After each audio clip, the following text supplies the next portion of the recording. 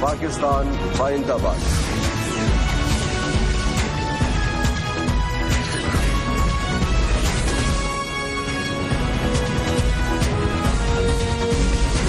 آپ دیکھ رہے ہیں خبروں، تبصروں اور تجزیات پر مبنی پاکستان کا سب سے معتبر نیوز شو دنیا میں کامران خان کے ساتھ۔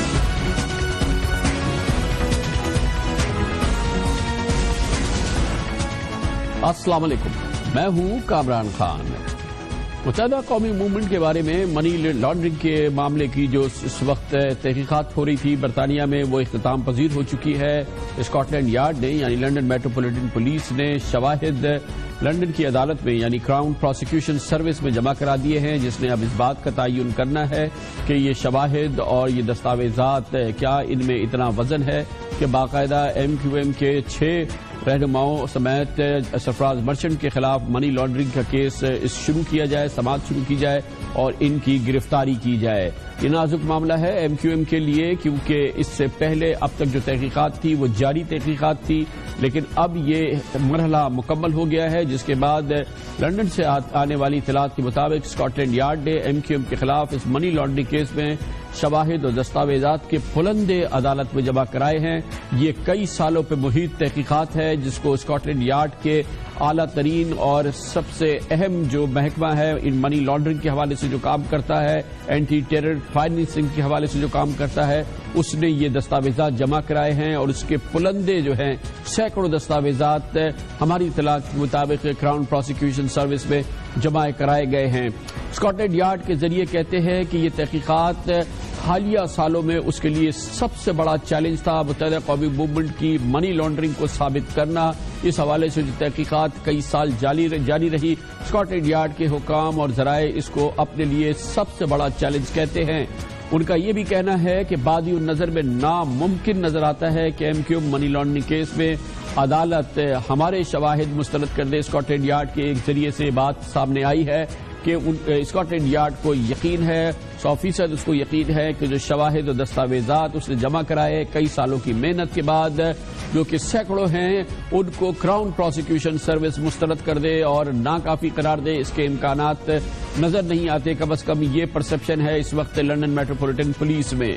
یہ بہت اہم معاملہ ہے MQM کی لنڈن میں موجود قیادت کے حوالے سے۔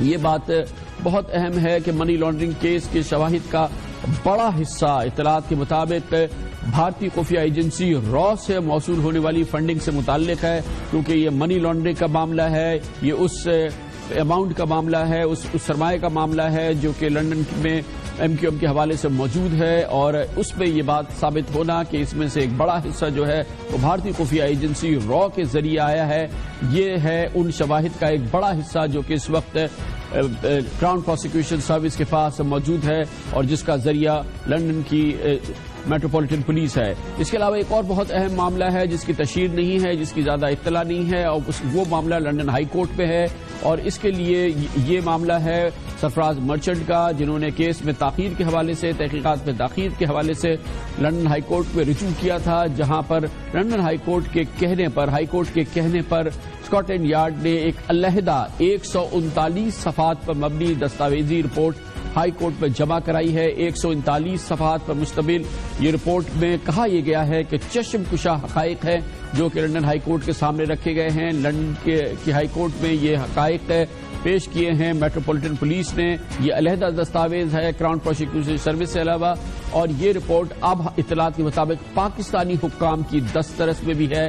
حالیہ دنوں میں وفاقی وزیر داخلہ جناب چودھری نثار علی خان نے لنڈن کا دورہ کیا تھا۔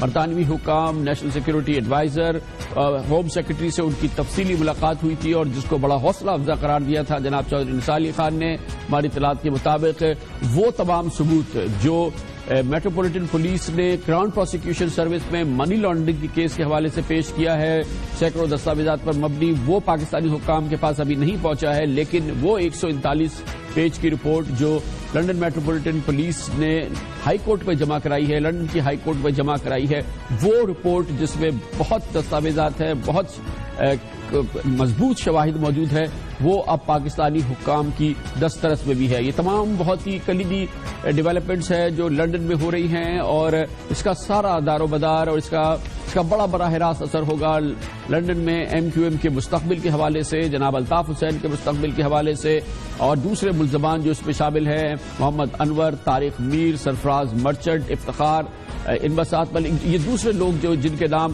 اس منی لانڈرنگ کیس میں شامل ہے، ان کے لیے اور ان کے مستقبل کے لیے، ایم کیو ایم کے لندن کے مستقبل کے لیے یہ آئندہ ہفتہ اور آئندہ آنے والے چند دن بہت اہم ثابت ہو سکتے ہیں۔ اس پر ہم مزید بات کریں گے اور مزید معلومات حاصل کریں گے، اس لیے لندن جائیں گے جہاں پر ہمارے ساتھ موجود ہیں لندن میں مقیم پاکستان کے سینئر صحافی، طویل عرصے سے لندن سے صحافت کر رہے ہیں، جناب عامر غوری۔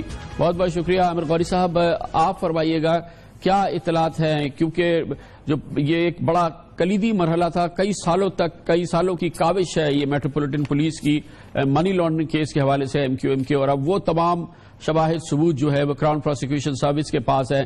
آپ کے خیال میں کراؤن پروسیکیوشن سروس کا جو رد عمل ہے اس حوالے سے، جو رسپانس ہے، وہ کب آپ ایکسپیکٹ کر رہے ہیں؟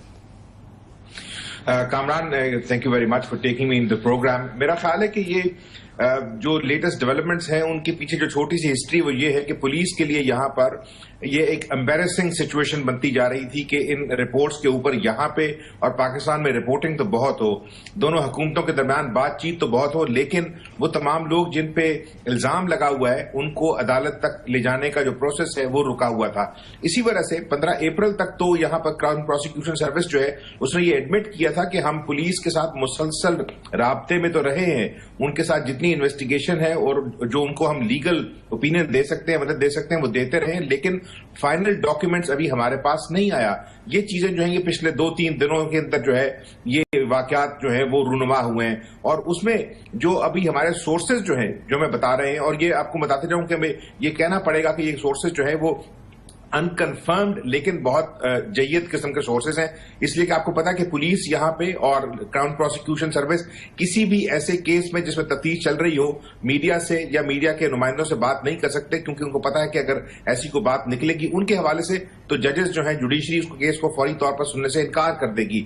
جو اب اطلاعات ہیں کامران، اور یہ چیزیں جو ہے وہاں پہ آپ ان کو کنفرم کریں گے، وہ یہ ہے کہ شاید برطانوی حکومت اور پاکستانی حکومت کی ایک انڈرسٹینڈنگ ہو گئی ہے کہ یہ 2 کیسز ہیں، ایک تو ان کو علیحدہ کیا جائے گا، عمران فاروق کے مرڈر کیس کو اور منی لانڈرنگ کے کیس کو۔ برطانوی حکومت، میں تھوڑا سا لمبا کروں گا بات کو اس لیے کہ یہاں پہ فیلنگ یہ ہے کہ برطانوی حکومت یہ چاہتی ہے کہ عمران فاروق مرڈر کیس جو ہے یہ پاکستان کے اندر چلے، وہ نہیں چاہتے کہ محسن سید جو ہے محسن علی اس کو یہاں لایا جائے، اس میں کمپلیکیشنز پیدا ہو سکتی ہیں، اس لیے کہ یہاں پر پولیس کا یہ کہنا تھا کہ یہ دونوں لڑکے جو ہیں محسن علی اور کاشف کامران، یہ ان کی دی ہوئی اطلاعات پہ اٹھائے گئے تھے آج سے 4 سال پہلے، اور اگر وہ جب یہاں پیش ہوں گے جوری کے سامنے اور وہ یہ کہیں گے 4 سال تک ہمیں حبس بے-جا میں رکھا گیا ہے، کیس وہیں ختم ہو جائے گا۔ منی لانڈرنگ کا کیس برطانوی حکومت یہاں چلانے چاہتی ہے کیونکہ اس کی ایویڈنس بہت ساری یہاں ہیں، اور یہ بھی یاد رکھ کے یہ بتانا چاہتے ہیں آپ کے جو دیکھنے والے ہیں کامران، اس لیے امپورٹنٹ ہے کہ دیکھیے جو ایویڈنس ہے وہ تو بکھری پڑی تھی، اس وجہ سے کہ اگر ایم کیو ایم کے جو لیڈر ہیں ان کے ساتھ جو کام کرنے والے لوگ ہیں وہ یہاں پر لاکھوں نہیں کروڑوں پاؤنڈز کی پراپرٹیز کے اندر رہتے تھے، تنخواہیں لیتے تھے، یہ چیزیں سب کچھ پتا تھی ان کو، لیکن انہوں نے کبھی منی لانڈرنگ کا کیس نہیں کھولا۔ بہت سارے ایسے پیپرز ہیں جو فیملی ڈویژن کے اندر بند ہیں اور وہ اس وقت سامنے آئے تھے جب الطاف حسین صاحب کی جو سابق اہلیہ ہیں انہوں نے کیس کیا تھا طلاق کا۔ وہ کیسز جو ہیں ان کے اوپر یہاں پر ہماری اطلاع کے مطابق نان ڈسکلوجر ون کیا تھا الطاف حسین صاحب کی لیگل ٹیم نے، اور وہ پیپر جو ہیں وہ دبے ہوئے ہیں، وہ چانسری ڈویژن میں نہیں ہے، ان کو میڈیا ان تک ایکسس نہیں کر سکتا۔ اس میں بہت سخت الزامات لگائے گئے تھے، وہ الزامات ہم ڈسکس نہیں کر سکتے ان کی ڈیٹیلز، لیکن وہ الزامات کی ڈیٹیلز جو ہیں وہ ہم نے ڈسکس کی ہیں، وکیلوں سے پتا ہے۔ تو جو بڑا کیس ہے منی لانڈرنگ کا یہاں، اس میں میری اطلاع کے مطابق اب جو اگلی پیشی ہے ان کی وہ 15 جولائی کو لگی ہوئی ہے منی لانڈرنگ کے کیس میں، اور جو دوسرے کیسز سے جڑے ہوئے جو پہلے نہیں چل رہے تھے، جو سن چیریٹی کا کیس ہے وہ بھی۔ لیکن ایک تھوڑی سی انٹرسٹنگ چیز ہے کہ بعض جو نئے لوگ جن کو پولیس نے اس انویسٹیگیشن میں شامل کیا تھا جو اوریجنلی انڈین نژاد ہیں، ان کے بارے میں بتایا جا رہا ہے کہ شاید بہت سارے اور ایلیمنٹس ایسے وہ چاہتے نہیں ہیں کہ چیزیں بہت زیادہ کھلیں، لیکن آپ کے سوال کا جو آپ کو ریپ اپ کرتے ہوئے کراؤن پروسیکیوشن سروس جو ہے اس کے پاس پیپرز اس لیے کہیں کہ پولیس جو ہے وہ جب اس کو یہ پتا لگ جائے کہ وہ خود کنوکشن جو ہے اس کے لیے نہیں جا سکتی تو وہ پھر اس طرح کرتی جس طرح ہم نے دیکھا تھا کہ فروری کے اندر انہوں نے وہ ریموو کر دی تھی وہ تمام کنڈیشنز جو بیل کنڈیشن تھی، اور اس کے بعد لیکن وہ یہ سمجھتے ہیں کہ کیس جو ہے وہ جینوئن ہے، یہ ہوگا، اور اس لیے وہ اپنا ذمہ داری جو ہے انہوں نے وہ سی پی ایس کے دروازے پر رکھی ہے، اور ان کی اب ٹیم جو ہے وہ اس کو آگے لے کے چلے گی۔ بہت بہت شکریہ عامر غوری، ہمارے ساتھ تفصیل سے بتا رہے تھے لندن کی صورتحال۔ ہر صورت میں ایک فیصلہ کن مرحلہ ہے ایم کیو ایم کی لندن کی میں بقا کے حوالے سے اور اس منی لانڈرنگ کیس کے حوالے سے، جس کی بازگشت گزشتہ کئی سالوں سے سنی جا رہی ہے، اور اس کے لیے اسکاٹ لینڈ یارڈ کی تحقیقات کا بھی امتحان رہا، اور اس کے لیے یہ ایک بڑا چیلنج بھی بنا، اور اب اس پوری تحقیقات کو کراؤن پروسیکیوشن سروس کے سامنے رکھا گیا ہے، جس نے فیصلہ کرنا ہے کہ باقاعدہ مقدمہ شروع کرنا ہے جناب الطاف حسین اور دوسرے لوگوں کے خلاف، ان کو گرفتار کرنا ہے، یا لندن کی میٹروپولیٹن پولیس کو بتانا ہے کہ شواہد ناکافی ہیں۔ لیتے ہیں خبر سے بریک، اور اس کے بعد ذکر کریں گے ایک اہم پیش رفت ہوئی ہے۔ بھارتی لابی نے کام دکھایا ہے واشنگٹن میں۔ امریکہ نے پاکستان سے شاید غیر متوقع طور پہ نہیں نظریں بدل لی ہیں۔ F-16 پاکستان کو دینے کا معاہدہ کیا تھا، اعلان بھی ہو گیا تھا، اس کی آدھی رقم امریکی حکومت کی جانب سے آنی تھی، لیکن اب یہ امریکی حکومت نے کہا ہے کہ یہ پوری رقم پاکستان خود فراہم کرے۔ ہم امریکہ کے ٹیکس پیئرز کے پیسوں سے پاکستان کو F-16 خریدنے کی معاونت نہیں کر سکتے۔ یہ بڑی ڈیولپمنٹ ہے، اس کے بعد بات کریں گے ایک چھوٹے سے وقفے کے بعد۔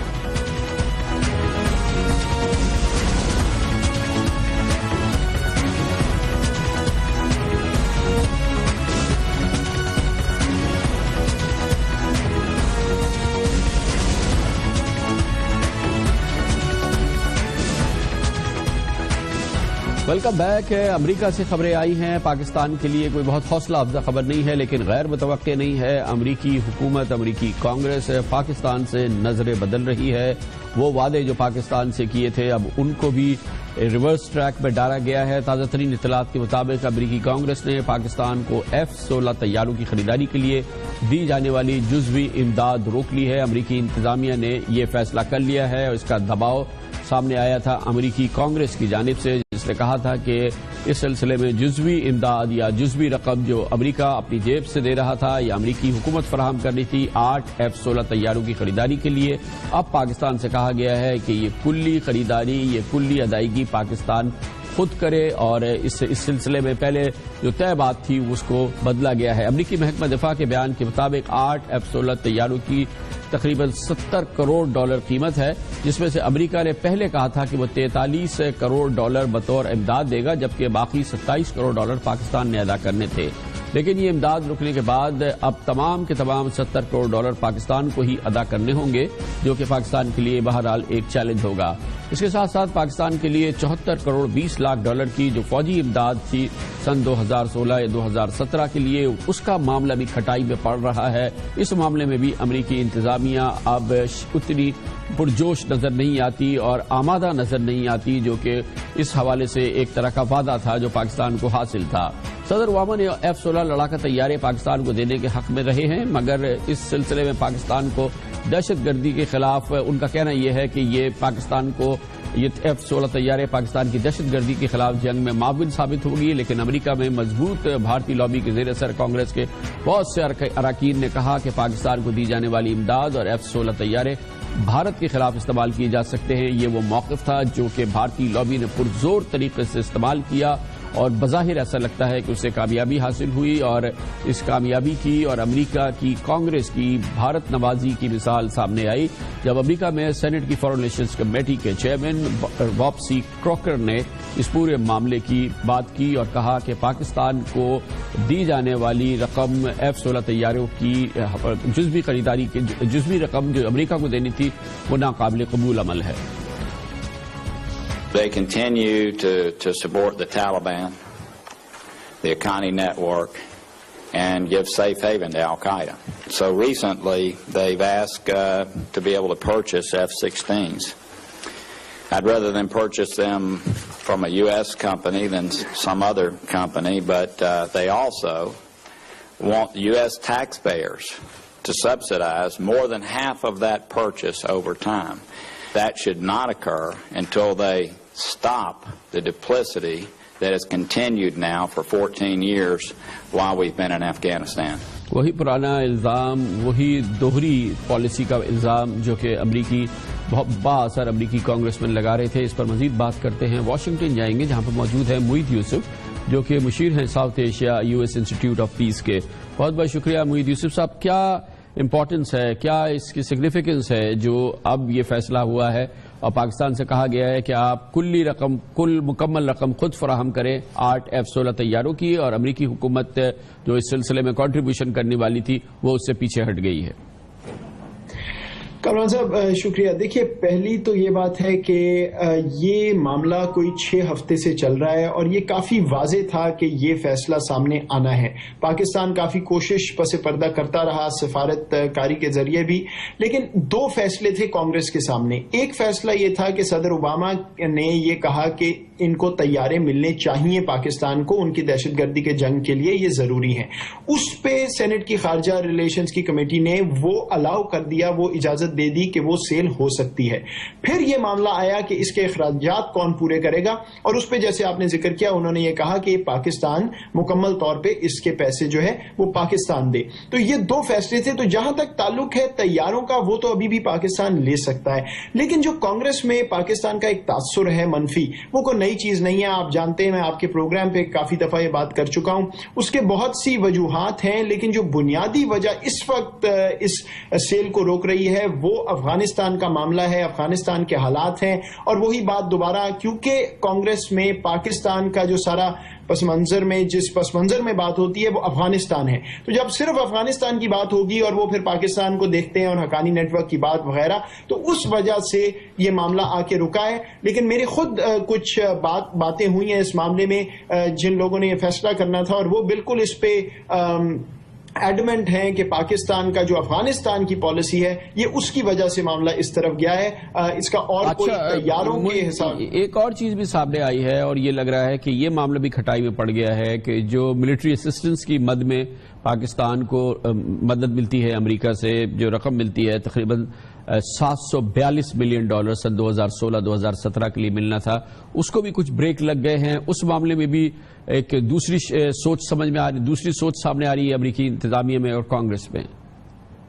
دیکھیے, اس پہ میرے نزدیک انتظامیہ اور کانگریس ایک صفحے پر نہیں ہے, اور یہ اکثر ہوتا ہے امریکی سسٹم میں, کیونکہ یہاں پہ کانگریس کا رول جو ہے وہ ہمارے پارلیمنٹ سے تھوڑا مختلف ہے. ان کے پاس یہ کسی حد تک ویٹو بھی کر سکتے ہیں جب امداد کی بات آتی ہے. میرے نزدیک کچھ اگلے ہفتوں میں یہ والا جو معاملہ ہے امداد کا 742 یا اس کے لگ بھگ جو ملین ڈالرز ہیں, یہ معاملہ حل ہو جائے گا. میرے نزدیک یہ پاکستان کو کسی نہ کسی طرح انتظامیہ اس میں کامیاب ہو جائے گی. F-16 کیونکہ اتنا بڑا ایشو ہے, ایک جذباتی معاملہ بھی ہے, اور وہ سیل اس میں پھر اور لابیز کا ایشو ہے, اس لیے میرے نزدیک وہ آگے نہیں جائے گی. وہ چیپٹر کلوزڈ ہے, وہ پاکستان کو ہی اخراجات اس کے اٹھانے پڑیں گے. لیکن جو باقی امداد ہے وہ میرے نزدیک آگے جائے گی. ایک بات اور کامران صاحب سامنے رکھیے کہ ایک اور سرٹیفیکیشن کا پروسیس ہے جس میں اسٹیٹ ڈپارٹمنٹ نے آ کے کانگریس کو ہر سال یہ بات باور کرانی ہے کہ پاکستان کی پالیسی وہ ہے جو امریکہ کے مفاد میں ہے. اگر وہ سرٹیفیکیشن نہیں ہوتی تو وہ ایک اور رکاوٹ ہے, اور اس سے تمام امداد رک سکتی ہے,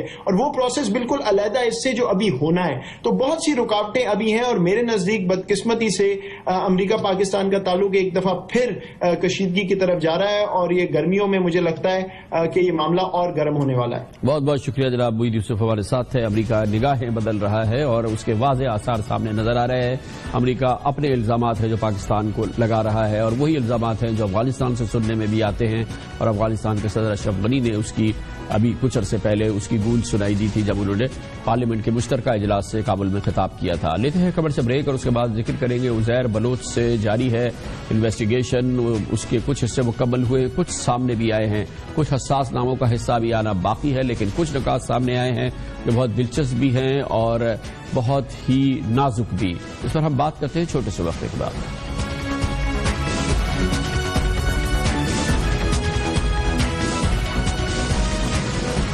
لیاری گینگ وار کے سرغنہ عزیر بلوچ کے ساتھ پاکستان کی انٹیلیجنس ایجنسیز, سندھ پولیس کے لوگوں نے کئی مہینے پوچھ گچھ کی, تحقیقات کی, اور اس انٹیروگیشن کے نتیجے میں جو رپورٹ سامنے آئی ہے اس کے کچھ نکات سامنے آ گئے ہیں. ابھی بھی اس رپورٹ میں شامل کئی حساس معاملے جس میں کئی حساس نام ہیں ابھی تک سامنے نہیں آئے ہیں, لیکن کچھ ایسے نکات سامنے آئے ہیں جس سے عزیر بلوچ اور لیاری گینگ کے اس گینگ کے سرغنہ کی بھیانک ماضی کی ایک جھلک سامنے نظر آتی ہے, جس کا کراچی پر غلبہ رہا کئی سالوں تک۔ اس حوالے سے جو باتیں سامنے آئی ہیں اس میں عزیر بلوچ نے لسانی بنیادوں پر بھتہ نہ دینے پر 198 افراد کو اپنے کارندوں سے قتل کرایا ہے۔ اس کی تفصیل اس نے خود فراہم کر دی ہے۔ لیاری گینگ وار کے کئی commander South Africa, Dubai, Oman اور ایران میں روپوش ہیں۔ اس کی اطلاع بھی فراہم کی ہے اور اس نیٹ ورک کے بارے میں ابھی تحقیقات جاری ہے اور اس سلسلے میں ایکشن بھی ہو رہا ہے۔ کراچی کے 7 SHOs اور کئی پولیس اہلکار لیاری گینگ کے لیے ہی کام کرتے تھے، یہ بات بھی بتائی ہے عزیر بلوچ نے، اور اس کے لیے نام بھی اس نے فراہم کر دیے ہیں۔ عزیر بلوچ نے جعلی برتھ سرٹیفکیٹ بنایا، اس کے علاوہ ایرانی شناختی کارڈ اور پاسپورٹ بھی بنا رکھا تھا۔ یہ ایک بہت ہی نازک معاملہ ہے اور یہ بڑا حساس معاملہ ہے کیونکہ عزیر بلوچ نے دعویٰ کیا ہے کہ وہ ایرانی انٹیلیجنس کے لیے کام بھی کرتا رہا ہے۔ بلدیہ سمیت کراچی کے کئی شہری اداروں کے سربراہان عزیر بلوچ کو بھتہ دیتے تھے، اس نے ان کے نام بھی فراہم کیے۔ عزیر بلوچ نے اپنے کئی اکاؤنٹس کھلوا رکھے تھے، اس کی دوسرے معلومات دی ہے جس میں کہا گیا ہے کہ 18 کروڑ روپے کے قریب تھے۔ عزیر بلوچ کی بیوی کے اکاؤنٹ میں بھی 18 کروڑ روپے موجود تھے۔ عزیر بلوچ 2013 میں کراچی کے آپریشن کی وجہ سے ایران کے راستے دبئی فرار ہوا تھا، اس نے اس کی تفصیل بھی فراہم کی ہے۔ لیاری گینگ کا یہ سربراہ دبئی میں جانے کے بعد کراچی سے بھتہ لیتا رہا تھا اور اپنی گرفتاری تک اسے کراچی کے مختلف علاقوں سے بھتہ مل رہا تھا۔ ایک اور بہت اہم بات ہے، شیرشاہ کباڑی مارکیٹ میں 11 افراد کا بہیمانہ قتل ہوا تھا۔ عزیر بلوچ نے اس کا مکمل اعتراف بھی کیا ہے۔ اس نے کہا ہے کہ 2005 میں 2 رینجرز اہلکاروں کو جو قتل کیا گیا تھا اس میں بھی اس کی براہ راست انوالومنٹ تھی، اس کی بھی معلومات عزیر بلوچ نے دی ہے۔ لیکن کئی بہت حساس معاملات، کئی حساس نام، ان کا کردار لیاری گینگ وار کے سلسلے میں یہ معلومات بھی ابھی آنی ہے اور ابھی یہ اس رپورٹ کا حصہ ہے اور اس تحقیقات کا حصہ ہے جو کہ اس وقت تحقیقاتی اداروں کے سامنے موجود ہے۔ وقت ہے بریک کا، اس دوران آپ نیوز ہیڈ لائن دیکھیں گے اور اس کے بعد ہماری آج کی دوسری اہم ترین خبریں۔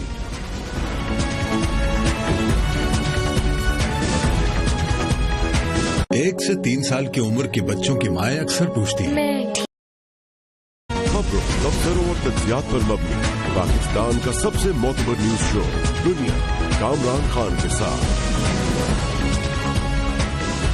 فلاں لیز کے حوالے سے حکومت اور اپوزیشن کے درمیان شو ڈاؤن قریب ہے، بالکل واضح آثار ہیں۔ اتوار اور پیر کو بھرپور سیاسی گرج چمک ہوگی، اپوزیشن اپنی پوری قوت استعمال کرے گی حکومت کو دباؤ میں لانے کے لیے۔ یہ اب ساری اپوزیشن پارٹیاں جمع ہوں گی انشاءاللہ 2 تاریخ کو اسلام آباد میں۔ ساری پولیٹیکل پارٹیز کو ہم اکٹھا کریں گے، اپوزیشن پارٹیز فیصلہ کر بیٹھی ہیں۔ اب ایک ہی سپریم کورٹ کے چیف جسٹس کے نیچے کیس ہوگا۔ پارلیمنٹری لیڈر ہے چودھری اعتزاز کے گھر پہ 6 بجے وہ میٹنگ ہے۔ اپوزیشن کا آپس میں رابطہ ہے، دیوار کے حوالے سے ایک مشاورت رکھی ہے۔ تو یہ سب لوگ ٹانگیں کھینچنے والے بیٹھے ہوئے ہیں کہ عوام تمہیں اٹھا کے باہر پھینک دیں گے۔ اس کا آغاز ہوگا، اس شو ڈاؤن کا آغاز ہوگا اتوار کے روز جب تحریک انصاف ایک بڑا جلسہ کرنے کا ارادہ رکھتی ہے۔ اس کے لیے اس نے شہر تجویز کیا ہے، پاکستان مسلم لیگ نون وزیر اعظم نواز شریف کا گھر لاہور اور لاہور کا قلب مال روڈ کا چیئرنگ کراس، جہاں پر تحریک انصاف کہتی ہے کہ وہ اپنی قوت کا اور حکومت کے خلاف عدم اعتماد کا بھرپور اظہار کرے گا اور عوام اس کے ساتھ بھرپور طریقے سے شامل ہوں گے۔ یہ اتوار کے روز جلسہ ہوگا، لیکن حکومت نے اپنا جوابی رد عمل تیار کیا ہے۔ لاہور کی انتظامیہ نے پی ٹی آئی کو یاد دلایا ہے کہ لاہور ہائی کورٹ مال روڈ پر جلسے کرنے کی اجازت نہیں دیتی، اس نے پابندی لگائی ہے۔ چیئرنگ کراس اور مال روڈ کے حوالے سے پہلے ہی دہشت گرد حملے کا خطرہ ہے، اس لیے اس جگہ پر جلسے کی اجازت نہیں دی جا سکتی۔ اس کے ساتھ ہی جلسے کے لیے جو تشہیری مواد وہاں پہ جمع کیا گیا تھا، جو پینافلیکس وغیرہ لگائے گئے تھے، وہ آج لاہور انتظامیہ نے نکال پھینکے۔ حکومت نے چیئرنگ کراس پر جلسے کی اجازت دینے سے انکار کیا ہے، مگر کہا ہے کہ تحریک انصاف اگر چاہے تو لاہور کے ناصر باغ میں جلسہ کر سکتا ہے۔ اسی لیے اس میں تناؤ کی کیفیت ہے، بھرپور تناؤ کی کیفیت ہے، کیونکہ تحریک انصاف نے کہا ہے کہ وہ ہر صورت میں جلسہ چیئرنگ کراس پہ ہی کرے گی اور حکومت کی اس پابندیوں کو عبور کرے گی۔ ہر صورت میں اس کے ہزاروں کارکن مال روڈ پر پہنچیں گے اور حکومت کے خلاف عدم اعتماد کا ووٹ دیں گے۔ بہت ہی کشمکش کا مرحلہ ہوگا اور یہ اتوار کو اطلاعات جو اندازے ہو رہے ہیں وہ کافی دیر تک جاری رہے گا، رات گئی تک جاری رہے گا، لیکن رات کے بعد 2 مئی کو یعنی پیر والے روز ایک بڑا اجتماع ہو رہا ہے۔ حزب اختلاف کی بڑی جماعتیں جمع ہو رہی ہیں پیپلز پارٹی کی دعوت پر اسلام آباد میں، جہاں پر ایک حزب اختلاف کی جماعتوں کا کہنا یہ ہے کہ وہ ایک گرینڈ اجلاس کر رہے ہیں سینیٹر اعتزاز احسن کے گھر پر۔ پیپلز پارٹی کی دعوت پر جو پارٹیاں جمع ہوں گی ان کا بنیادی مقصد یہ ہے کہ حکومت کا جو سپریم کورٹ آف پاکستان کو بھیجا گیا ہے TORs، اس پر حکومت کو مجبور کیا جائے، اسے مکمل طور پہ تبدیل کرایا جائے۔ حزب اختلاف کی جماعتوں کی خواہش یہ ہے کہ فی الحال سپریم کورٹ سے کہا جائے کہ وہ صرف جناب نواز شریف کے اہل خانہ کے حوالے سے جو پاناما لیکس میں سامان ہے، جو معاملات سامنے آئے ہیں اس کی تحقیقات کرے۔ جو جماعتیں اس موقع پہ جمع ہو رہی ہیں اس میں تحریک انصاف، جماعت اسلامی، NQM، مسلم لیگ قاف، قومی وطن پارٹی، ANP، عوامی مسلم لیگ شامل ہے، اور یہ تمام جماعتیں جو ہیں یہ اکٹھی ہو رہی ہے۔ کافی عرصے بعد اس قسم کا اجتماع ہوگا۔ پیر کا دن اس لیے بھی اہم ہے کہ چیف جسٹس آف پاکستان جناب جسٹس انور ظہیر جمالی بھی ترکی کے دورے سے واپس آ چکے ہوں گے۔ پیر کے دن وہ اپنے دفتر میں جائیں گے اور کورٹ نمبر 1 میں وہ کیسز بھی سنیں گے، مگر سب سے اہم فیصلہ جو اس دن انہوں نے کرنا ہے وہ حکومت کا خط ہے جو ان کو موصول ہو چکا ہے، جس میں ان سے جوڈیشل کمیشن کے بنانے کی ان سے سزا کی گئی ہے، مگر اس کے لیے 1956 کا قانون کا اطلاق کیا گیا ہے، جس سے جو جوڈیشل کمیشن کی قوت ہے یا جو اس کی وسعت ہے اس پہ شدید پابندی لگتی ہے، قید لگتی ہے۔ حکومت کو یہ اختیار رہتا ہے کہ وہ جب چاہے جوڈیشل کمیشن کو تحلیل کر دے۔ اس کے علاوہ چیف جسٹس آف پاکستان کے پاس یہ اختیار بھی نہیں ہے کہ وہ ان TORs کو تبدیل کر دے جو حکومت انہیں بھیجے ہے۔ اس سلسلے میں چیف جسٹس آف پاکستان جناب جسٹس انور ظہیر جمالی کا ایک خیال پہلے ہی سامنے آ چکا ہے، جب ایک دوسرے کیس کی سماعت کے دوران انہوں نے باقاعدہ کہا تھا کہ یہ عدالتوں کا کام تحقیقات کرنا نہیں ہے، یہ انتظامیہ کا کام ہے۔ لیکن بہرحال دیکھتے ہیں کہ چیف جسٹس آف پاکستان اس معاملے میں کیا فیصلہ کرتے ہیں۔ وہ فیصلہ پیر کے سیاسی ماحول کے لحاظ سے انتہائی اہم ہوگا، لیکن اس سے پہلے اتوار کو جو میدان جنگ ہوگا وہ لاہور ہوگا، اور جہاں پر پاکستان مسلم لیگ نون کی بھرپور سیاسی قوت بھی ہے اور اس نے بھرپور سیاسی مقابلہ کرنے کا اعلان بھی کیا ہے۔ اور طویل عرصے کے بعد اسپیکر قومی اسمبلی جناب ایاز صادق جو کہ ایک مضبوط رہنما ہیں پاکستان مسلم لیگ نون کے، لاہور سے بھی انہوں نے اب اس سلسلے میں خود اس چیلنج کے حوالے سے گفتگو کی ہے۔ تاجر حضرات مال روڈ پہ جلسہ جلوس کے لیے کے خلاف احتجاج کر رہے ہیں، اور انہوں نے بھی ضلع انتظامیہ سے رابطہ کیا ہے کہ مال روڈ پہ لائیں گے۔ جس طرح F9 پارک کو تباہ و برباد کر دیا، پودوں کا حال برا کر دیا، گندا کر گئے، اس طرح ہم نہیں چاہتے کہ ہماری بھی املاک کو نقصان پہنچایا جائے۔ تو یہ انتظامیہ جلد اس کا انشاءاللہ فیصلہ کر دے گی۔ اہمیت کی بات یہ ہے کہ اتوار کو سیاسی قوت کا مظاہرہ صرف پاکستان تحریک انصاف ہی کرے گی، دوسری سیاسی جماعتیں اس کے ساتھ شریک نہیں ہیں، لیکن تمام سیاسی جماعتیں اگلے روز یعنی پیر کے روز ملیں گی۔ وہاں پر کیا ہوگا اس حوالے سے جناب اعتزاز احسن جن کے گھر پہ یہ اجلاس ہوگا، گرینڈ اپوزیشن اجلاس، آج اس کی تفصیل انہوں نے فراہم کی۔ میاں صاحب کو چاہیے تھا، بڑی سادہ سی بات ہے کہ اگر کچھ نہیں چھپانے کو تو اس وقت تک پارلیمنٹ کے اجلاس میں سارا کچھ بتا دیتے کہ بھئی املاک تو ہماری ہیں، کب خریدی ہے، پیسہ کہاں سے آیا، پیسہ بوریوں میں تو نہیں گیا، کروڑ ہاتھ ڈالر صندوقوں میں تو نہیں گئے، بینکنگ چینل سے گئے ہیں، کس کے بینک اکاؤنٹ سے کس کے بینک اکاؤنٹ میں گئے ہیں، کب پیمنٹ ہوئی ہے، کب 1993 میں پراپرٹیز خریدی ہیں، 1997 میں خریدی ہیں، 1998 میں خریدی ہیں، قاضی فیملی کا کیا اس میں رول ہے، اسحاق ڈار کی جو کنفیشن ہے، اقبالی بیان ہے، اس کا کیا کردار ہے، یہ سب کچھ بتا دیں تو معاملہ ختم ہو جائے۔ اب نکل پڑے ہیں جلسوں پہ، اور جلسوں پہ صرف اپوزیشن کو گالیاں دے رہے ہیں۔ یہ سوال ہوگا جو کہ سامنے ہوگا جب گرینڈ اپوزیشن کا اجلاس ہوگا جس میں کئی سیاسی جماعتیں شامل ہیں، اور یہ پیر کے روز ہوگا۔ یہ پورا شو ڈاؤن جو اتوار اور پیر 2 روز جاری رہے گا، 48 گھنٹے سخت ہوں گے حکومت کے لیے بھی، اور یہ بھی دیکھا جائے گا کہ حزب اختلاف کی اپنی قوت کتنی ہے، اس پر ہم بات کرتے ہیں، اور اس کے لیے ہمیں جوائن کیا ہے تحریک انصاف کے ممتاز رہنما جناب شفقت محمود نے۔ بہت بہت شکریہ شفقت محمود صاحب۔ یہ فرمائیے گا کہ کیوں پاکستان تحریک انصاف مسترد کر رہی ہے لاہور انتظامیہ کی یہ رائے اور یہ اس کی آبزرویشن اور اطلاع، کہ دہشت گرد حملے کا خطرہ ہے, سیکیورٹی معاملات ہیں, لاہور ہائی کورٹ بھی نہیں چاہتی کہ مال روڈ پہ کوئی جلسہ ہو. آپ کیوں حکومت کی, لاہور کی انتظامیہ کی اس رائے کو مسترد کر رہے ہیں؟ دیکھیں, جب بھی ہم جلسے کا کوئی بھی پروگرام بناتے ہیں ہمیں ہر طرف سے یہ کہا جاتا ہے کہ سیکیورٹی کی بہت سارے پرابلمز ہیں. اسلام آباد میں بھی کہا گیا, اس سے پہلے بھی ایکچولی جہاں بھی کہتے ہیں وہاں پہ ہمیں جہاں بھی جاتے ہیں وہاں پہ کہا جاتا ہے کہ سیکیورٹی کا پرابلم ہے. ایکچولی تو ملک میں جنرلی اسپیکنگ تو سیکیورٹی کا پرابلم ہے, لیکن مجھے لگتا ہے کہ انتظامیہ جو ہے وہ ایک اپنے آپ کو ایک ضمانت دینے کے لیے کہ جی ہم نے تو کہہ دیا تھا یہ کرتی ہے. اسپیسیفک تھریٹ اگر کوئی ہو تو پھر ہم ضرور اس کا خیال کرتے ہیں, لیکن اگر جنرل تھریٹ ہے کہ جی سیکیورٹی کا پرابلم ہے تو پھر تو مشکل ہوتا ہے کہ ہر دفعہ اس کی وجہ سے ہم اپنی پولیٹیکل ایکٹیویٹی بند کریں. لیکن شوکت صاحب یہ بتائیے کہ فرق کیا پڑتا ہے کہ اگر ایک عوامی جلسہ آپ نے کرنا ہے اور ایک لوگوں کو گیدر کرنا ہے, انتظامیہ کہتی ہے لاہور کی کہ آپ چیئرنگ کراس پہ نہ کریں, آپ ناصر باغ پہ کر لیں, کیا فرق پڑے گا آپ کے لیے اگر آپ ناصر باغ پہ جلسہ کر لیں گے؟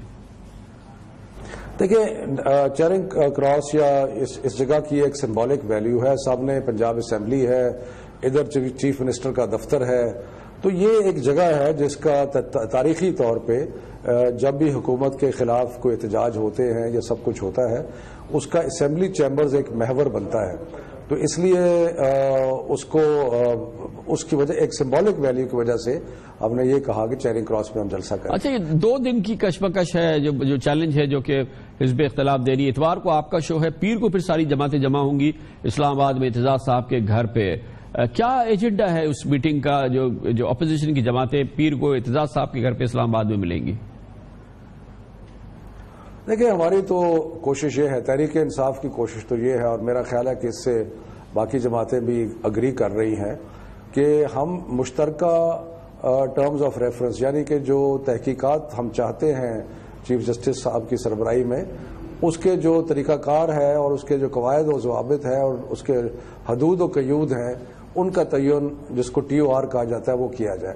تو اس پہ ہم ایگریمنٹ کریں, مشترکہ TOR ساری اپوزیشن بنائے, اور پھر ہمارے خیال میں حکومت کے لیے مشکل ہوگا اگر ساری مشترکہ اپوزیشن مل کے TORs بنائے اور اسی پہ انکوائری ہونی چاہیے. کیونکہ اصل بات تو یہ ہے کہ قوم کو سیٹسفائی ہونا چاہیے کہ جو بھی انکوائری ہوگی وہ ایسی ہوگی کہ جس پہ کوئی انگلی نہ اٹھا سکے. تو اس لیے بہت ضروری ہے کہ TORs جو ہے وہ صحیح بنے. تو تحریک انصاف نے اپنے TORs متعین کر لیے ہیں جو آپ لے کے جائیں گے اس گرینڈ اپوزیشن الائنس میں اور وہاں پیش کریں گے. آپ کی TOR کیا ہے؟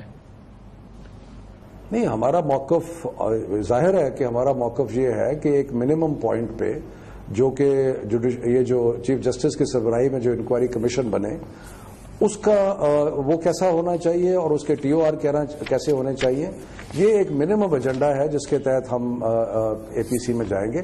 اب بعد میں اگر کوئی بڑھتا ہے ایجنڈا تو وہ علیحدہ بات ہے, لیکن اس وقت یہ ایک منیمم ایجنڈا ہے کہ جو انکوائری کمیشن ہے اس کے TOR جو ہے وہ متفقہ طور پہ ساری اپوزیشن جو ہے وہ بنا رہی ہے. شوکت صاحب, ایک بڑی اہم بات ہے کہ یہ جو اجلاس ہوگا اس میں آپ پیپلز پارٹی کے ساتھ بیٹھیں گے, پیپلز پارٹی کی میزبانی میں بیٹھیں گے. PTI نے اپنی ساری سیاسی زندگی گزاری ہے مبینہ طور پہ پیپلز پارٹی کی کرپشن کے خلاف بات کرتے ہوئے, پوزیشن لیتے ہوئے, لوگوں کو بتاتے ہوئے. اب کل آپ پیر کو پیپلز پارٹی کے ساتھ جب آپ بیٹھیں گے, آپ کو کتنی امید ہے کہ یہ وہی پیپلز پارٹی ہے جس کے خلاف آپ ہمیشہ اپنی انسداد کرپشن کی جو کیمپین رہی ہے اس کا فوکس پیپلز پارٹی رہی ہے, وہ اس انسداد کرپشن کی, اینٹی کرپشن کی اس کیمپین میں آپ کے ساتھ شانہ بشانہ چلے گی؟ یہ کیسے آپ مینج کریں گے, یہ کیسے ہوگا؟ اب آپ بھی دیکھنا چاہ رہے ہیں, آپ نے تو زندگی گزاری ہے پیپلز پارٹی کے خلاف کیمپین کرتے ہوئے.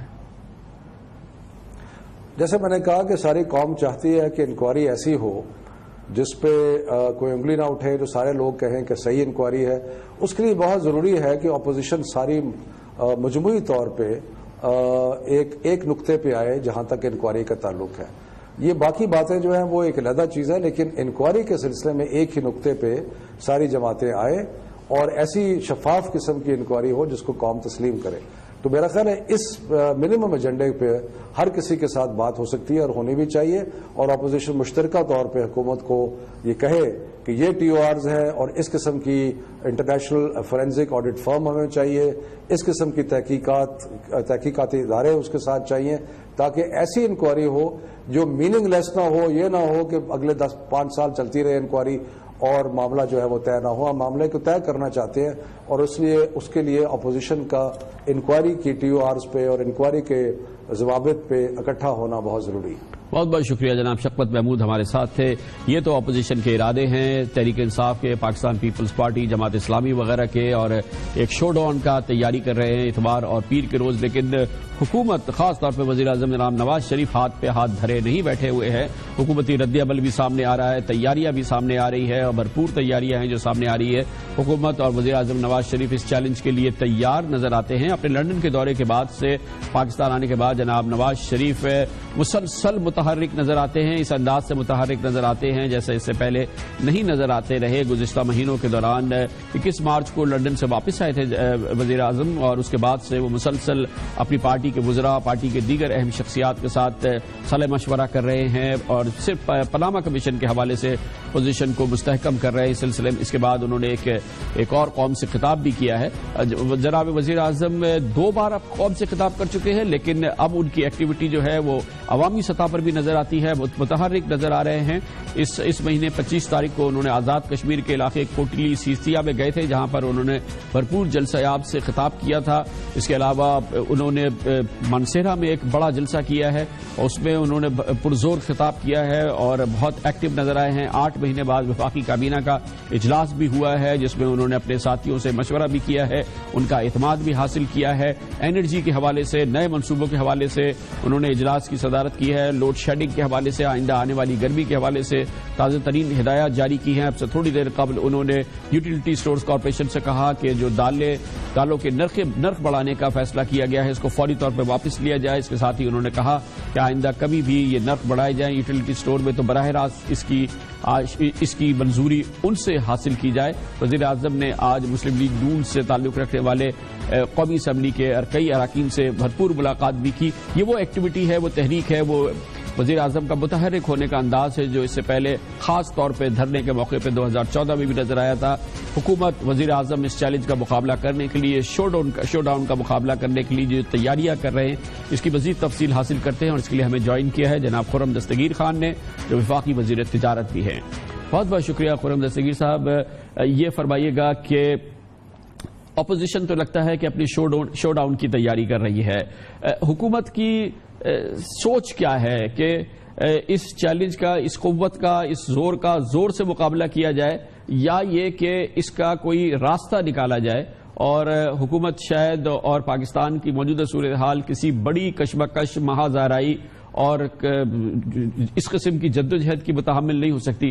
حکومت کے ذہن میں کیا خاکہ ہے یہ جو اتوار اور پیر کو ہونے والا ہے؟ اس حوالے سے لگ تو رہا ہے کہ حکومت قوت سے اس کا جواب دے گی. دیکھیے, ہمیں تو دونوں کام کرنے ہیں. ایک تو سوچ یہ ہے کہ پرائم منسٹر نواز شریف کی قیادت میں جو کام ہم کر رہے ہیں, جو کہ پاکستان میں جو 2 گمبھیر ترین مسائل ہیں, دہشت گردی اور توانائی کی کمی, اس کو حل کرنے کے لیے جو کام ہم کر رہے ہیں, اور اس کے لیے جو چائنا پاکستان اکنامک کوریڈور کا ایشو ہے اس کے اوپر تو پوری تندہی سے اور توانائی سے کام جاری ہے. اور وزیر اعظم نے ابھی جو افتتاح کیے ہیں پچھلے 3 دنوں میں وہ بھی اس کا حصہ ہیں. اور ان افتتاح میں جو عوامی اجتماعات ہوئے ہیں اس سے بھی ایک منتخب وزیر اعظم جب بھی اپنے شہریوں کے پاس جاتے ہیں اور ان سے بات کرتے ہیں تو یہ بڑی اچھی بات ہے کہ وہ عوام کے ساتھ گفتگو کر رہے ہیں, اپنا ایجنڈا ان کے سامنے رکھ رہے ہیں, اپنا ترقی کا ایجنڈا بھی ان کے سامنے رکھ رہے ہیں. تو ایک تو وہ جو عمل ہے ان کا ترقی کا عمل, پاکستان کو آگے لے کر جانے کا عمل, وہ تو جاری رہے گا. جو دوسری سوچ ہے وہ عجیب ہے کامران خان صاحب کہ ایک عجب تجائل منافقانہ ہے اپوزیشن کی طرف سے کہ بھئی ایک ایڈیٹوریل ایرر کی بنیاد پر اپوزیشن کا اجلاس ہو رہا ہے کہ اب جبکہ کلیئرٹی سے آ چکا ہے کہ پاناما لیکس میں نہ ہی اس کے ڈیٹا میں اور اب نہ ہی اس کے جو کورنگ ایسے تھا, پرائم منسٹر نواز شریف کے حوالے سے کوئی ایسی ایویڈنس موجود نہیں ہے جو اس بات کا متقاضی ہو کہ جی پرائم منسٹر اس کا جواب دے. کیونکہ پرائم منسٹر پچھلے 3 سال میں 3 دفعہ اپنے اثاثے قوم کے سامنے رکھ چکے ہیں, وہ اثاثے کلیئر ہیں, اور ان اثاثوں کا پاناما لیک سے جو ہے. اچھا قرن صاحب, یہ فرمائیے گا کہ یہ جو آپ نے دلیل دی ہے, اس کا ایک بہتر فورم نہیں ہے کہ سپریم کورٹ آف پاکستان اس کا فیصلہ کر دے؟ اور ظاہر ہے کہ وہ تو ایک آزاد فورم ہے، حزب اختلاف چاہے کچھ بھی کہہ رہی ہے، ان کے ٹی او آرز چاہے کچھ بھی ہوں، اس میں جو بھی الزام وہ لگائیں، جو حقیقت آپ بیان کر رہے ہیں وہ ایک اپنی جگہ ہے. تو سپریم کورٹ ایک مناسب فورم نہیں ہے کہ یہ حزب اختلاف اپنے الزامات کو لے کے اس جوڈیشل کمیشن میں چلے جائے، ٹی او آرز میں ان کے اس الزام کو سمو لیا جائے اور پھر سپریم کورٹ اس کا فیصلہ کر دے گی؟ جی ہم یہی تو مجھے شکر گزار ہوں آپ کا کہ جو بات ہم کرنا چاہتے ہیں وہی متانت یہی ڈیمانڈ کرتی ہے کہ سپریم کورٹ آف پاکستان، جس کی ڈیمانڈ وہ کر رہے تھے مستقل کہ چیف جسٹس کی سربراہی میں ایک ایسا پینل بنے جو اس کی جو ہے پوری طرح اس کی تفتیش کرے. اور کامران خان صاحب، مجھے یہ بھی خدشہ ہے کہ اپوزیشن کے اکثر جو اراکین ہیں اور ان کے معاہدین ہیں، انہوں نے حکومتی ٹی او آر پڑھنے کی زحمت گوارا نہیں کی، کیونکہ اگر انہوں نے ٹی او آر پڑھے ہوتے تو اس قسم کے کرپشن اور احتساب کے ٹی او آر غالباً پاکستان کی تاریخ میں اتنی وسیع وسعت کے ساتھ نہیں لکھے گئے کہ بھی بڑی کلیئرٹی سے کہہ دیا ہے کہ بھی کوئی بھی ایسا شخص جس کا پاناما میں یا کہیں اور کسی اور دنیا کے ملک میں اس کی آف شور کمپنی ہے، کسی ریزیڈنٹ پاکستانی کی، نان ریزیڈنٹ پاکستانی کی، کسی اینٹی کی، کوئی بھی اگر اس میں وہ ملوث ہے تو اس کی تفتیش ہو سکتی ہے. اور یہ کہا گیا ہے کہ بھی اس تفتیش کے لیے سپریم کورٹ کو کہ اگر وہ کوئی ٹیکس ایکسپرٹ ہائر کرنا چاہتے ہیں، وہ کوئی اکاؤنٹنٹ ہائر کرنا چاہتے ہیں تو اس کی انہیں کھلی آزادی ہے. لیکن اس لیے میں کہتا ہوں کہ یہ تجاہل منافقانہ ہے کہ ٹی او آر پڑھنے نہیں ہے. اور مستقل اگر آپ غور کریں گے تو اس وقت جو اپوزیشن کی جماعتیں ہیں ان کی پوری کوشش یہ ہے کہ سپریم کورٹ کے ہاتھ باندھ دیے جائیں کہ وہ جو پرائم منسٹر محمد نواز شریف کی ٹارگٹ ہنٹنگ کرنا چاہتے ہیں اس عمل کے ذریعے اس کو بلا سکیں. اب ٹارگٹ ہنٹ جو ہے وہ واضح ہو گیا کہ پاناما لیک سے تو نہیں ہوگا، اب وہ لہذا جو ہے وہ مخمسے میں ہے. اس لیے جب آپ پوچھتے بھی ہیں اور آپ پوچھتے رہے ہیں پچھلے اپوزیشن کے رہنماؤں سے کہ جی آپ کے ٹی او آر کیا ہے، تو سب کہتے ہیں جی 2 تاریخ کو ملیں گے تو ہم بتائیں گے. اس لیے کہ اب انہیں سمجھ نہیں آ رہی کہ جب آلریڈی جس چیز کی وہ ڈیمانڈ کر رہے تھے وہ پوری طرح انکارپوریٹڈ ہے ٹی او آرز میں، تو اب ان کی جو وجہ ہے وہ ان کو سمجھ نہیں آ رہی. خرم صاحب یہ فرما دیجیے گا کہ یہ سچویشن کو اوائڈ کرنے کے لیے کہ کوئی براہ راست تصادم نہ ہو، کوئی براہ راست تصادم کی کیفیت پیدا نہ ہو اور ماحول بہت زیادہ خراب نہ ہو، لگتا یہ ہے کہ پہلا مرحلہ تو اتوار کو ہے جب انتظامیہ نے کہا ہے کہ مال روڈ پہ اور چیرنگ کراس پہ یہ جلسہ نہیں ہونے دیا جائے گا، اور پی ٹی آئی نے اصرار کیا ہے کہ یہ جلسہ وہی ہوگا. ظاہر ہے کہ ہزاروں لوگ وہاں جمع ہوں گے، اور اگر انتظامیہ اپنی اس چیز پہ اصرار اس نے کیا تو پھر یہیں سے ایک گڑبڑ کا سلسلہ شروع ہو جائے گا. اس کا کیا وے آؤٹ ہے؟ جی دیکھیں، ہماری تو کوشش یہی ہے کہ گفتگو کے ذریعے پرسوں کا دن بھی پاکستانیوں کی جانیں ہمارے لیے سب سے قیمتی ہیں، اور ہمیں ان کے اپوزیشن بھی ہمارے بھائی اور بہنیں ہیں، چاہے ان کا ہم سے سیاسی اختلاف ہے، ان کی جانوں کی حفاظت بھی اتنی اہم ہے پنجاب حکومت کے لیے جتنی کسی اور کی. تو ہماری تو پوری کوشش ہے کہ ہم گفتگو کے ذریعے اس بات پر راضی کریں کہ ناصر باغ جو ہے جو 1 کلومیٹر کے فاصلے پر موجود ہے وہاں ایک بہتر انتظام ہو سکتا ہے. انہوں نے گفتگو کرنی، اور آپ کو معلوم ہے کامران خان صاحب کہ دھرنے کے دوران تو خالی کرسیوں سے بھی خطاب ہوتے رہے ہیں، تو لہٰذا آج کے میڈیا دور میں کہیں بھی آپ وہ گیدرنگ کر لیں تو آپ کو وہ میڈیا سپیس مل جاتا ہے جس کی آپ کو خواہش ہوتی ہے. تو ہماری پھر بھی ان سے صدا ہوگی کہ ان تمام سیکیورٹی کے معاملات کو، اور جس کا ذکر ابھی آپ نے شو بھی کیا کہ F9 پاک کی جو حالت ہوئی ہے اس جلسے کے بعد، اس کو بھی کئی دن لگیں گے، ہفتوں لگیں گے اس انتظامی کو درست کرتے ہوئے. تو اس لیے ہمیں کوشش یہی کرنی ہے کہ ہم گفتگو کے ذریعے پرسوں کا دن بھی، اور انشاءاللہ وہ بھی ایسا طریقے سے حل ہوگا، اور 2 تاریخ کو اگر جو بھی ان کے ٹی او آر سامنے آتے ہیں ہم ان سے ویسے بھی بات کرنے کے لیے تیار ہیں، ہم پارلیمان میں ان سے بات کرنے کے لیے تیار ہیں، کیونکہ اگر واقعی ان کا مقصد کرپشن اور احتساب کرنا ہے تو پھر ان کا طریقہ کار فرق ہوگا. لیکن اگر محمد نواز شریف کی ٹارگٹ ہنٹنگ کرنی ہے جو کہ نظر آ رہا ہے تو پھر ان کا طریقہ کار مختلف ہوگا. احتساب کے لیے، شفافیت کے لیے، پاکستان میں کرپٹ لوگوں کو پکڑنے کے لیے ہم تیار ہیں لیکن ٹارگٹ ہنٹنگ نہیں کرنے دیں گے. بہت بہت شکریہ جناب خرم دستگیر خان، وفاقی وزیر تجارت ہمارے ساتھ تھے. ایک بہت اہم بات ہے کہ پیر کو حزب اختلاف کی کئی جماعتوں کا اجلاس ہو رہا ہے، لیکن اس وقت کی صورتحال ایسی نہیں ہے کہ ہم کہہ سکیں کہ حکمراں جماعت یعنی پاکستان مسلم لیگ نون مکمل طور پہ سیاسی تنہائی کا شکار ہے. کئی جماعتیں ایسی ہیں جو اب بھی حکومت کے ساتھ کھڑی ہیں یا کم از کم وہ حزب اختلاف کے اس گرینڈ اپوزیشن الائنس کا حصہ بننے کے لیے تیار نہیں ہے. اس قسم کی ایک اہم سیاسی شخصیت سے بات کریں گے ایک چھوٹے سے وقفے کے بعد.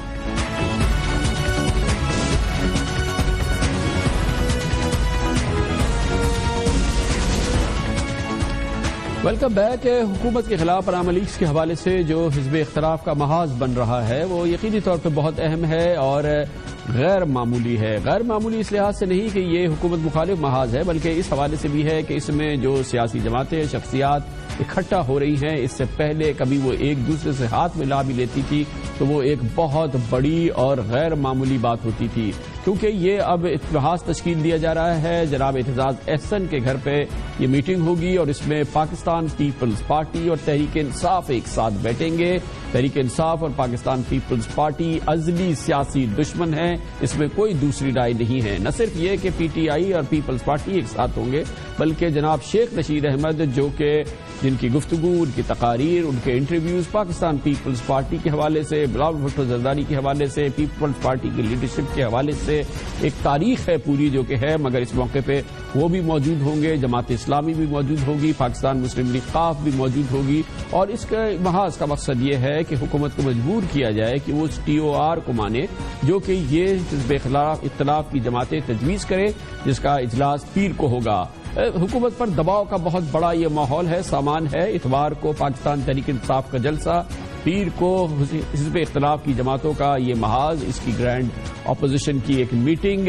اس حوالے سے حکومت چیلنج کی تیاری کر رہی ہے. وزیر اعظم جناب نواز شریف اب پہلے سے زیادہ متحرک نظر آتے ہیں، ان کے بھائی جناب شہباز شریف بھی اب متحرک نظر آ رہے ہیں. مگر ایک بات بہت اہم ہے اور سمجھنے کی ہے سیاسی صفارائی کے حوالے سے کہ پاکستان مسلم لیگ نون اس پورے ماحول میں کلی طور پہ تنہائی کا شکار نہیں ہے. یقینی طور پہ تحریک انصاف، پیپلز پارٹی، مسلم لیگ قاف کے علاوہ ملک کی دیگر سیاسی جماعتوں کو پاناما لیکس پر، مجوزہ تحقیقاتی کمیشن اور ٹرمز آف ریفرنس پر اعتراض ہے، مگر اس میں بعض اہم جماعتیں ایسی ہیں جو اس سخت رویے کی، اس سخت اعتراض کی شامل نہیں ہے. اس میں ایک اور بہت اہم بات یہ ہے کہ جو جماعتیں سخت رویہ نہیں رکھ رہی، جو کہ اس وقت میانہ روی کی بات کر رہی ہے یا حکومت سے زیادہ دور نہیں ہے، ان میں متحدہ قومی موومنٹ بھی شامل ہے، اس میں جمعیت علماء اسلام بھی شامل ہے، عوامی نیشنل پارٹی بھی ہے، پشتونخوا ملی پارٹی ہے، بلوچستان کی اہم نیشنل پارٹی شامل ہے.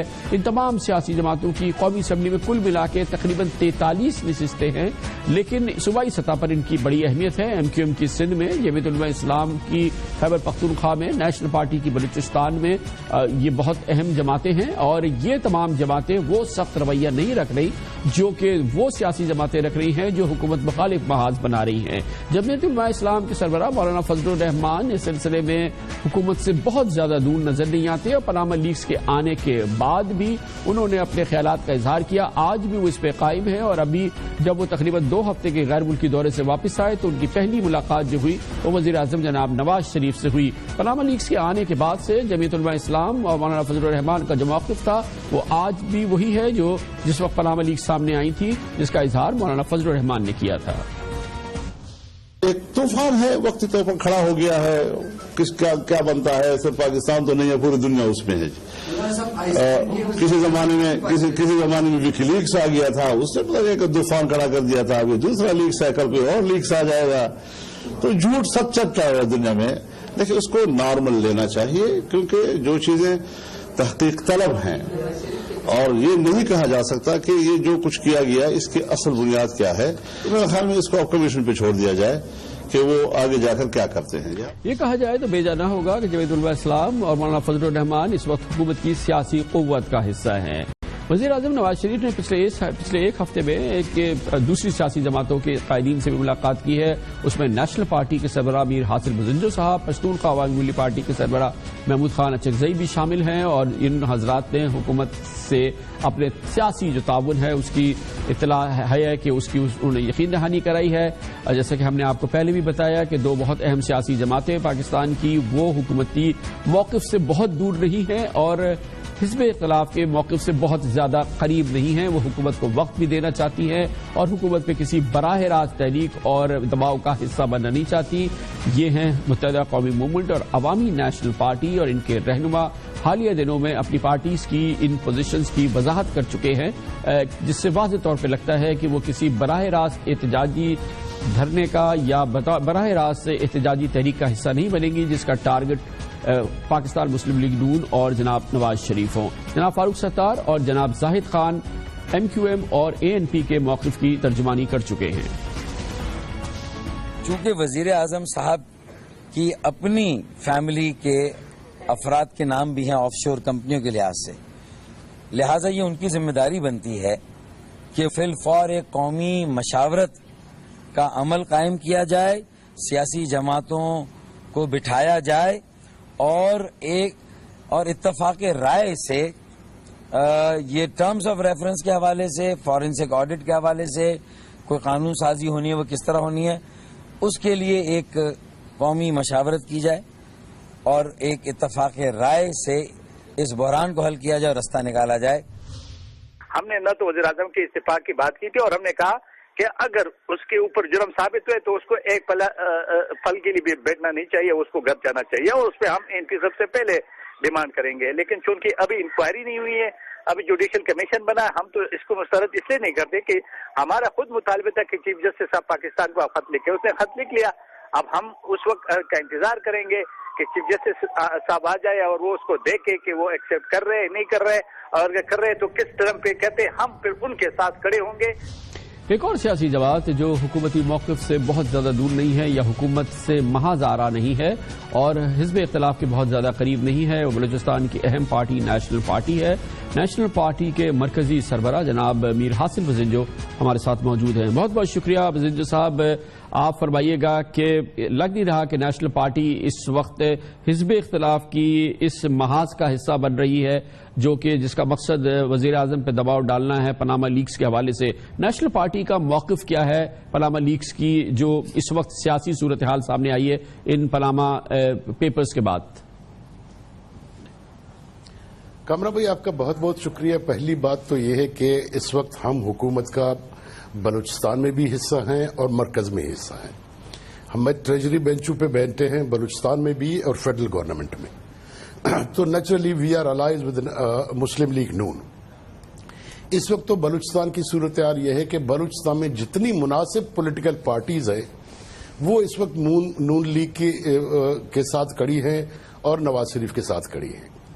دوسری بات جو یہ آپ جس طرح اشارہ کر رہے تھے ایجیٹیشن کی، میری رائے تھوڑا سا مختلف ہے. یہ ایجیٹیشن کو لیڈ عمران خان کرے گا. اس میں پنجاب پیپلز پارٹی آپ کو زیادہ ایکٹیو نظر آئے گی، سندھ پیپلز پارٹی کم ایکٹیو نظر آئے گی آگے جا کے، کیونکہ اس معاملے میں شروع سے جو پنجاب پیپلز پارٹی ہے وہ اکثر ایگریسو ہے، چاہے وہ اعتزاز کی شکل میں ہو یا دوسرے دوستوں کی شکل میں ہو، وہ زیادہ ایگریسو ہے ایز کمپیئر ٹو سندھ کی. دوسری دیکھیں ایک چیز جو نظر آ رہی ہے سب کو اور وہ اس بات کو محسوس کرتے ہیں کہ اگر نواز شریف کو انہوں نے آرام سے 2018 پہنچنے دیا تو شاید ایک دفعہ پھر مسلم لیگ نون ایمرج ہو کے آئے، جو یقیناً ان دونوں جماعتوں کے لیے بڑا الارمنگ ہے. مگر اس کے لیے انہوں نے جو طریقہ کار اختیار کیا ہے، کیونکہ ان کا اپنا ڈیمانڈ تھا کہ جی چیف جسٹس کی سربراہی میں ہو. جب نواز شریف نے یہ اعلان کیا تھا اس کے بعد میرے حساب سے اس کا جواز نہیں بنتا. یہ ہے کہ باہر کوئی آرگنائزیشن جا کے کیا ہم پاناما میں جا کے کوئی انویسٹیگیشن کر سکتے ہیں؟ کیا پاناما کے قانون میں ہم اس کی گنجائش ہے کہ ہمارے لوگ یا ہم انٹرنیشنل آرگنائزیشن جا کے پاناما کے بینکس کو اور ان کے لاز کے خلاف انویسٹیگیٹ کرے؟ میرے خیال میں اس کو کلیتاً انویسٹیگیٹ کرنا آپ کے ملک کے ऑर्गेनाइजेशंस को करना होगा, आपके मुल्क के फर्म्स को करना होगा और चीफ जस्टिस को करना होगा। और इसमें चीफ जस्टिस को फ्री हैंड दिया गया है कि वो किसी इदारे को, किसी एजेंसी को बाहर से उसे कोई मदद चाहिए उसको मिलनी चाहिए। अच्छा मीर साहब, ये बात आ गई है, आपकी बिल्कुल मुनासिब फरमा रहे हैं आप, मगर ये फरमाइएगा कि बहरहाल एक बड़ा चैलेंज है और इस चैलेंज की आप सीरियसनेस ये देखेंगे। पीपल्स पार्टी, शेख रशीद, इमरान खान, चौधरी परवेज इलाही, सिराजुल हक, ये सब इकट्ठे हो गए। इस चैलेंज की आप सीरियसनेस को देखें। अभी आपकी मुलाकात हुई थी वजीर आजम साहब से, नवाज शरीफ साहब से, आपका क्या मशवरा था उनका? आपकी एक सियासी सोच है, तजुर्बा है, आपका क्या मशवरा था वजीर आजम को कि इस सियासी चैलेंज का मुकाबला कैसे किया जाए? सर हम सब क्योंकि प्राइम मिनिस्टर ने जब ये खुद कहा था, हमने प्राइम मिनिस्टर को यही कहा कि भाई बिल्कुल इसकी फेयरली आप तहकीकात कराएं, जो भी इसका रिजल्ट आता है। देखिए इसमें अगर मैं समझता हूं कि देखिए इसमें सबसे बड़ी बात आती है यहां मनी लॉन्ड्रिंग की। अगर पाकिस्तान से पैसा गया है और करप्शन के नतीजे में गया है, जो भी है उसको सजा मिलनी चाहिए। और इसमें जो भी आता है, जिसमें प्राइम मिनिस्टर आता है, उसके बेटे आते हैं, उसमें आसिफ अली जरदारी आता है, उसके बेटे आते हैं, जो भी आता है उसको जो है बगैर किसी के जो है ना इसकी तहकीकात होना चाहिए। जो भी मुजरिम पाता है उसको सजा होनी चाहिए। मगर दूसरी यहां में एक रिक्वेस्ट मेरी होगी हिज़्ब इख्तिलाफ से कि जी एक तो आप कर रहे हैं, हम एजिटेशन करेंगे। मेरे ख्याल में हमें सबको मिलके पार्लियामेंट में एक नए सिरे से कानून साजी करनी पड़ेगी। जैसे अमेरिका में एथिक्स कमेटीज हैं, दुनिया में खुद सबसे ज्यादा हमें पार्लियामेंटेरियंस पे चेक एंड बैलेंस रखना पड़ेगा कि पार्लियामेंट के लोगों को हम इस बात में पाबंद करें कि वो किसी ऐसी चीजों में इंडल्ज ना हो।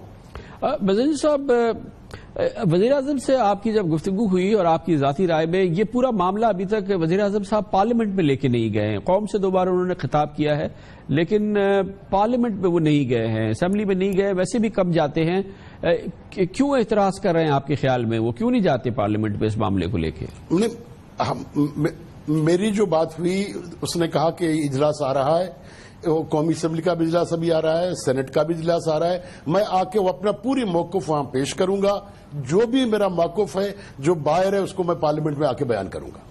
बहुत बहुत शुक्रिया जनाब मीर हासिल बज़न जो हमारे साथ थे। कमर्शियल ब्रेक और उसके बाद जिक्र होगा।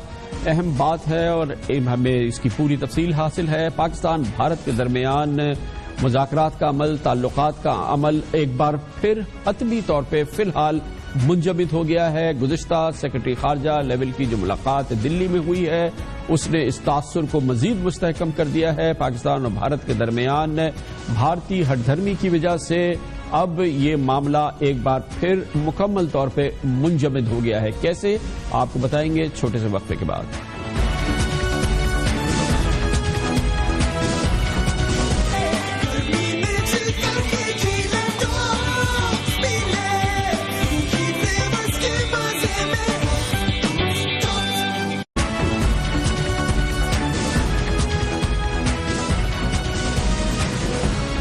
Welcome back. 26 तारीख को नई दिल्ली में पाकिस्तान और भारत के सेक्रेटरी खारजा की मुलाकात हुई। तवील अरसे के बाद ये एक दौर था बातचीत का जो कि हुआ इसलिए था कि पाकिस्तानी सेक्रेटरी खारजा भारत में हार्ट ऑफ एशिया कॉन्फ्रेंस में शिरकत के लिए गए थे, लेकिन उसकी साइड लाइन्स पे भारतीय सेक्रेटरी खारजा जयशंकर से बातचीत हुई है।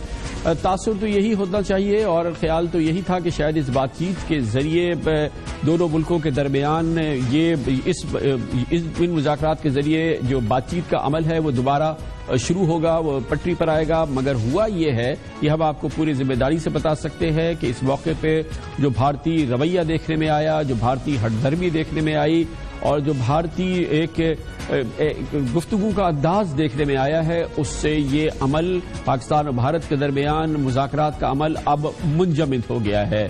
अब ये अमल बिल्कुल मुंजमद हुआ है इस मुलाकात के दौरान, क्योंकि भारतीय रवैया, उसकी हठधर्मी इस बात की गवाही दे रही थी कि भारत कोई संजीदा बातचीत पाकिस्तान से کرنا نہیں چاہتا. اس کی ہمیں بہت اہم معلومات ہے ہمارے پاس اور انتہائی اہم قابل اعتماد ذریعے کہتے ہیں کہ جے شنکر جو بھارتی سیکرٹری خارجہ ہیں انہوں نے اپنے موقف میں پاکستانی سیکرٹری خارجہ کے ساتھ بار بار کہا کہ جب تک پٹھان کوٹ واقعے پر پیش رفت نہیں ہوگی بھارت کے لیے بات چیت پر آگے بڑھنا مشکل ہوگا. یہ وہ معاملہ ہے جس میں بھارت اپنی کوتاہی اپنی غلطی نااہلی کے بارے میں بات کرنے کے لیے تیار نہیں ہے.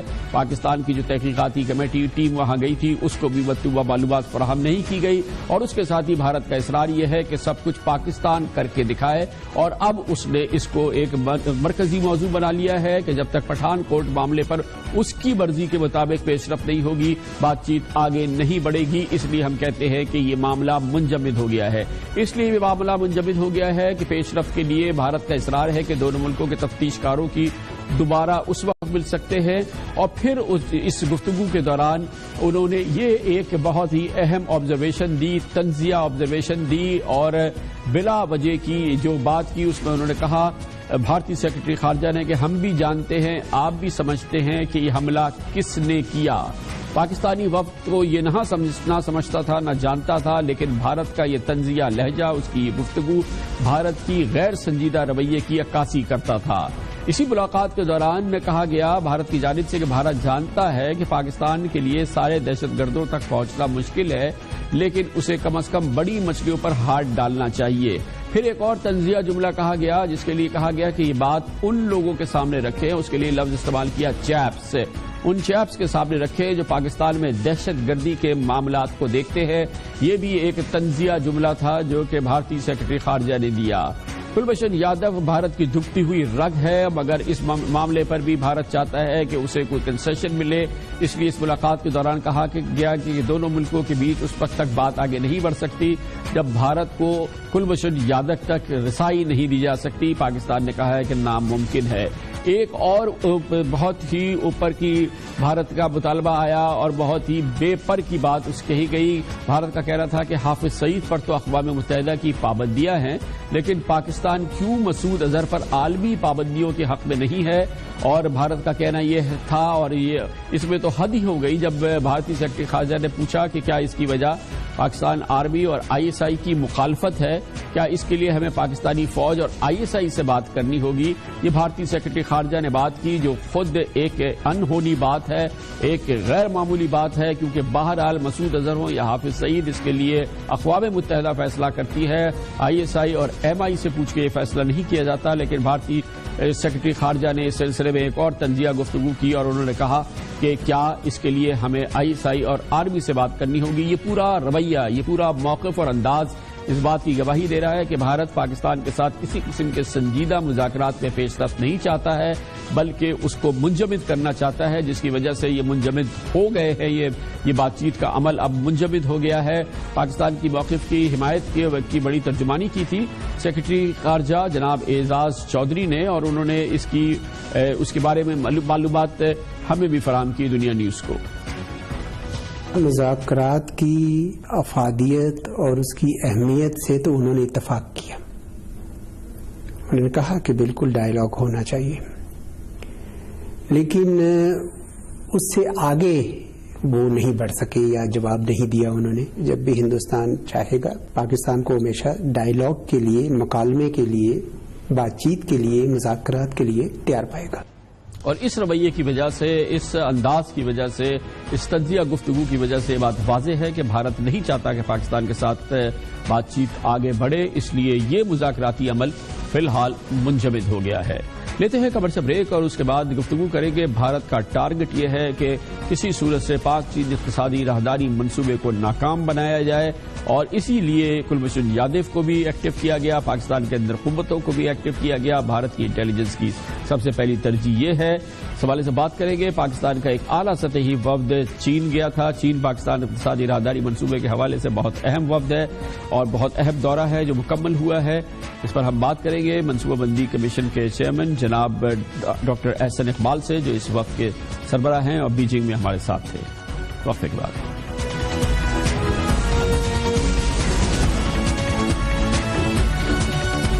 انورٹر جادو نہیں سائنس ہے بھائی. NS inverter light up your life. बच्चों के ब्रेकफास्ट में इसका बड़ा हाथ है। लस्सी मांगी सासू माँ ने, उसमें भी साथ है। क्योंकि नॉरिस सबसे अच्छा है। रंग में बेहतरीन फलों, सब्जियों और तीखे मसालों से बना चटपटे रिश्तों जैसा शिजान सतरंग अचार। न्यू मोबाइल W50 4.5 इंच की IPS screen, 5 megapixel camera, 1 GB RAM और चीप प्लास्टिक नहीं बल्कि मेटल रिम के साथ सैंड स्टॉर्म फिनिश है। सिर्फ 6,900 का। मैं तो लूट गया यार।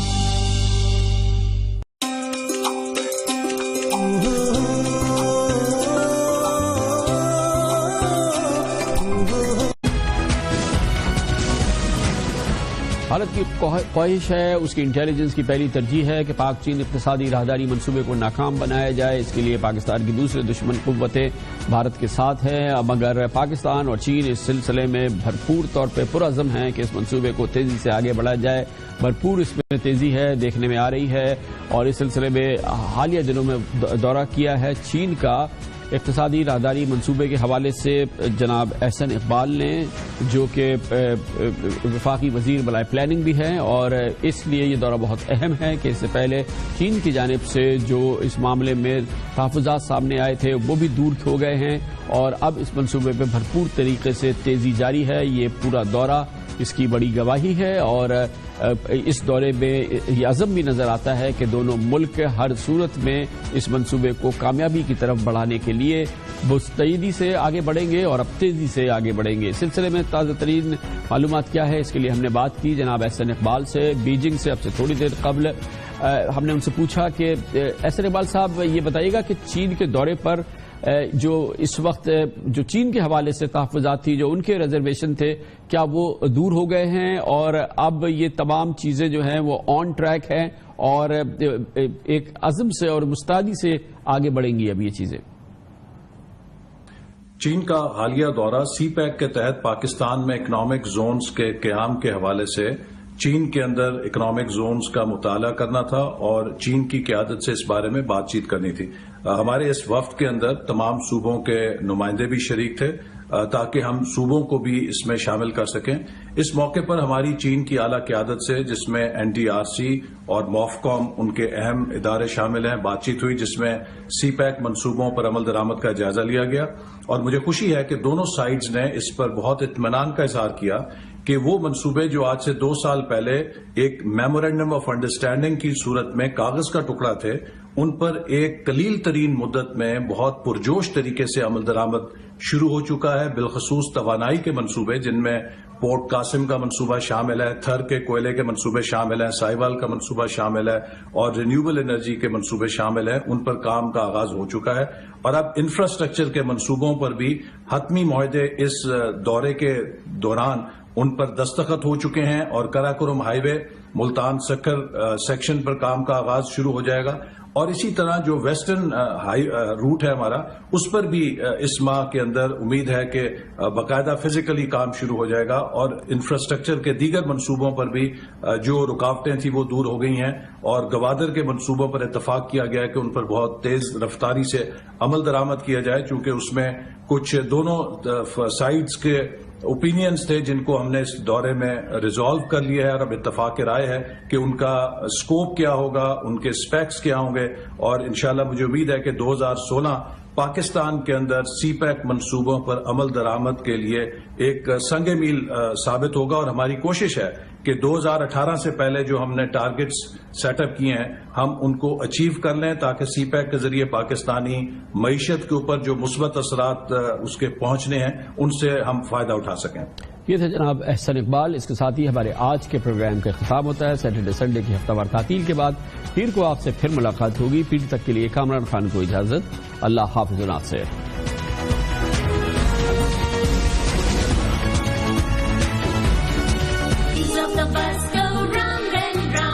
एक से